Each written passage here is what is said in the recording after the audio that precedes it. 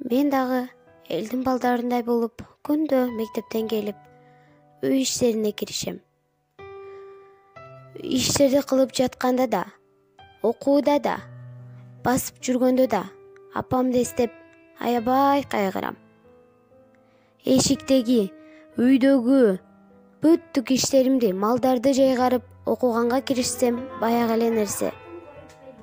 Алдына алып барганда калкышып Айгыз, эмне кылып атасың?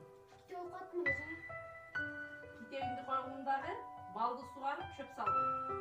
Тегине окума болуп кетет. Жок жеге, менин деле окугум бар эмеспи? Мен айтканды кылгының. Каяш айткансың? Айгыз, Оо жеге, жумушту эртерээк бүтөр. макул. Бүтөргүнүң дагы бөөккө карагының. 5ке бөлөп койдум.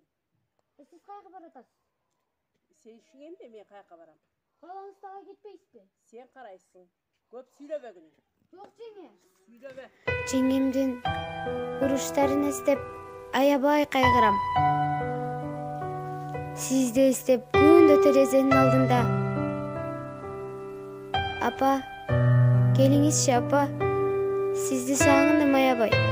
Келиңизчи. Сиз жок аябай кыйын экен апа.